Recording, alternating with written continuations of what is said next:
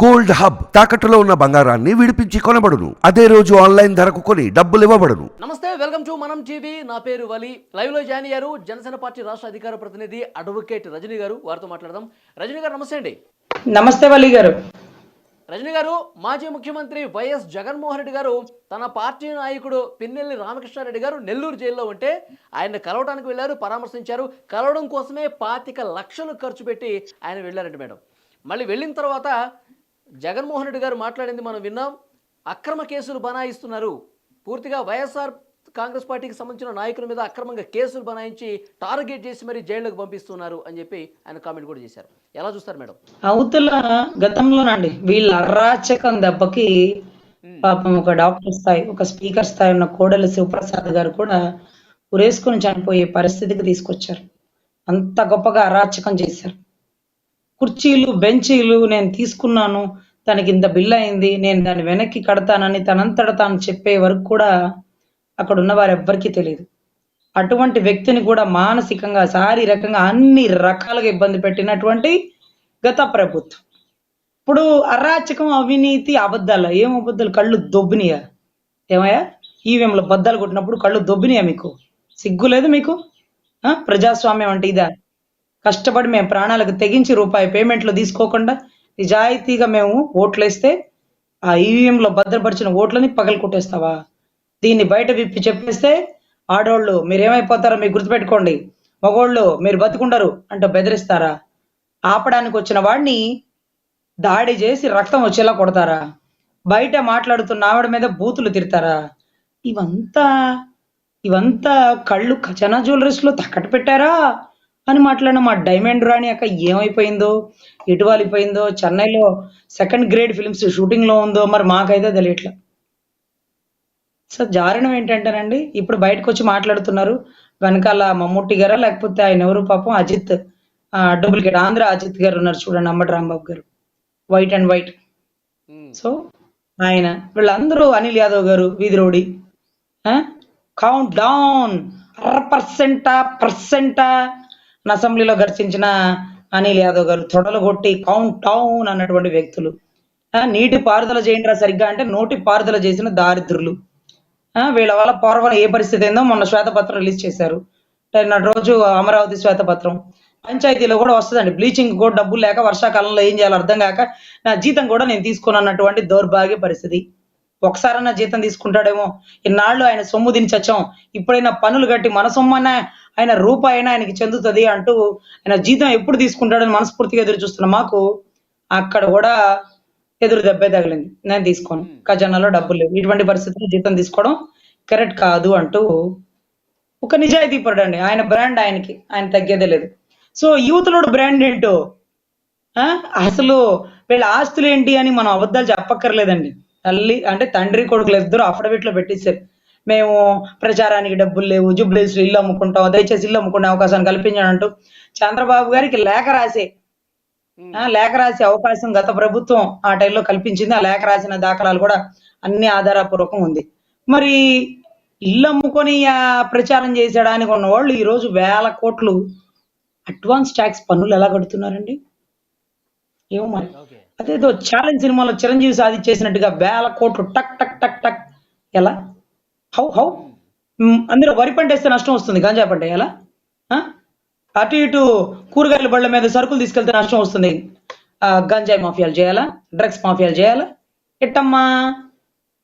అవతలోడు బలవంతంగా వీలునామా రిజిస్ట్రేషన్ చేయకపోతే వాడు వేలు తీసుకెళ్ళి రిజిస్ట్రేషన్ చేయాలా?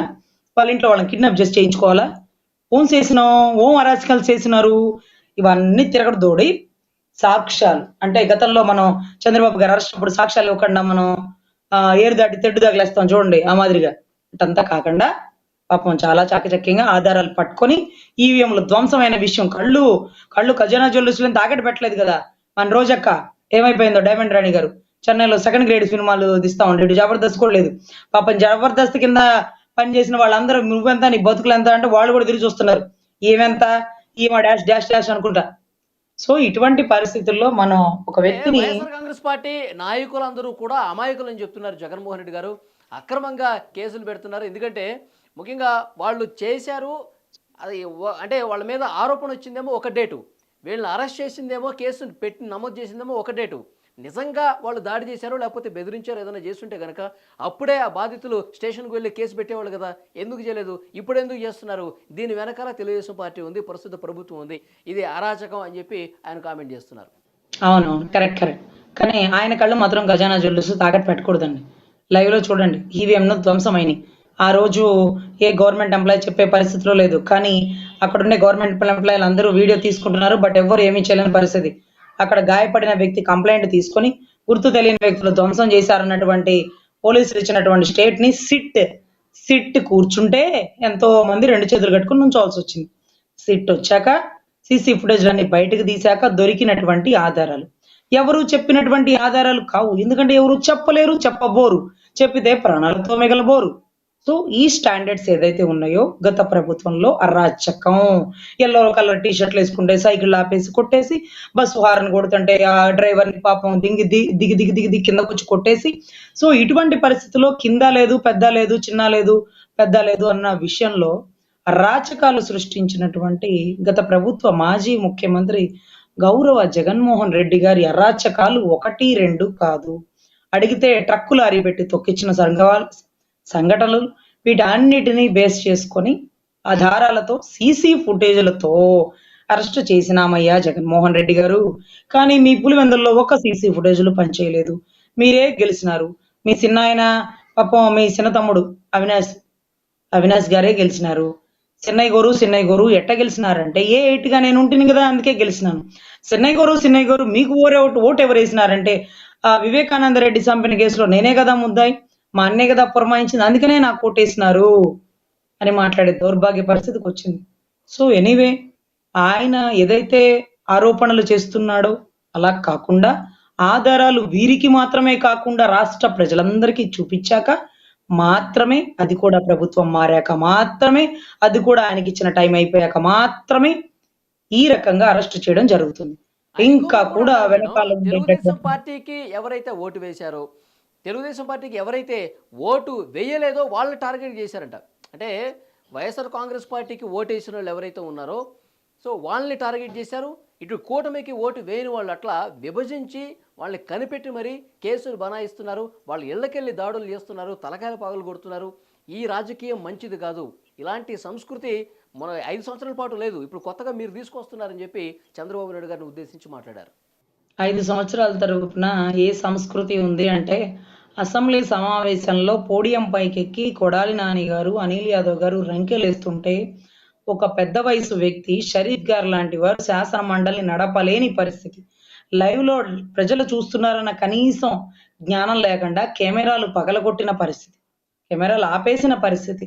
మరి ఒక్కరి మీద కూడా డిసిప్లినరీ యాక్షన్ కమిటీ ఎందుకు, వాళ్ళ మీద సత్ప్రవర్తన లాంటి చర్యలు లాంటివి లేవు కాబట్టి వారి మీద ఏమైనా శిక్ష లాంటివి ఉంటాయా, అవేమో కూడా ఇంప్లిమెంట్ చేయలేదండి. గత ప్రభుత్వంలో ఇలా లేవంటే, గత ప్రభుత్వంలో ఏమున్నాయో, రే మెయిన్ రోడ్డు మీద ఉన్న తెలుగుదేశం పార్టీ కార్యాలయం ధ్వంసం చేస్తే మా ప్రజలకి, మా వైసీపీ కార్యకర్తలు బీపీ వచ్చిందమ్మా, ఏపీలో వణుకుతాయి అని మాట్లాడినటువంటి గౌరవ ముఖ్యమంత్రి గారు.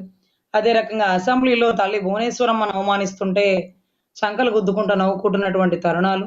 జోగి రమేష్ గారు లాంటి వారు ఒక పబ్లిక్ మీటింగ్ లో ఒక పక్క పార్టీ అధ్యక్షుడు ఓడిపోని గెలవని పక్క పార్టీ అధ్యక్షుడు చిత్తకార్తి కుక్కతో పోలుస్తుంటే, కుక్కలరా మీరు మీ బతుకులు అంటూ అసభ్య పదజాలం వాడుతుంటే పక్కపక్క నవ్వుతున్న వారి చర్యలు గత ప్రభుత్వంలోనే చూసామండి. ఏ ప్రభుత్వంలో చూడబోము. అంతకు ముందు గాని ఆ తర్వాత గాని జరగదు. అది కేవలం 2019 నుంచి 2024 మాత్రమే రిజర్వ్డ్. చీకటి రాజ్యం, చీకటి పరిపాలన అనేది అప్పుడు మాత్రమే జరిగిందండి. ఈ 25 లక్షలు ఖర్చు పెట్టుకుని పిన్నెల్లి రామకృష్ణారెడ్డి గారిని పాపం అంత ఓపిగ్గా చూడడానికి జైలుకి భుజ నెల్లూరులో అడుగు పెట్టినటువంటి గౌరవ జగన్మోహన్ రెడ్డి గారి ఆంతర్యం. ఈ 5 సంవత్సరాల కాలంలో ఆయన ముఖ్యమంత్రిగా ఉన్న సమయంలో నేరుగా ఇట్లా బయటకు వచ్చి ప్రశ్న ఎదుర్కొన్నటువంటి సందర్భం లేదు. ఇప్పుడు జైలుకి వెళ్ళి వచ్చారు, అక్కడ ప్రెస్ మీడియా వాళ్ళందరూ కూడా అక్కడ నిలబడంతో మాట్లాడారు. కానీ ఇలాంటి సిచ్యువేషన్ ఆయన ముఖ్యమంత్రిగా ఉన్నప్పుడు ఎప్పుడూ చేయలేదు. పరదాల మాటను వెళ్ళారు, బహిరంగ సభలో పాల్గొనటం, మళ్ళీ రావటం తాడేపల్లి ప్యాలెస్కి తప్ప ఇట్లా రోడ్డు మీద మీడియాతో మాట్లాడే పరిస్థితి గతంలో ఎప్పుడు కనిపించలేదు కొన్ని సంవత్సరాలుగా. ఎలా చూస్తారు ఈ పరిణామం? సార్ మీకు వీడియో ముందు కనిపిస్తున్న సీసీ ఫుటేజ్ చూస్తున్నారు, దాని బయట కూడా అదే కమాండర్లు ఉన్నారండి. ఎందుకంటే నిన్నటి రోజు ఆయన శాసనసభకు వచ్చినప్పుడు మేము చూసినామండి, ఎమ్మెల్యేలు ఎంతమంది వచ్చారో మేము చూసాం. కారు దిగి మాతో మాట్లాడుకుంటూ మమ్మల్ని తీసుకుని లోపలికి వెళ్ళిన తరుణాలు మేము చూసాం.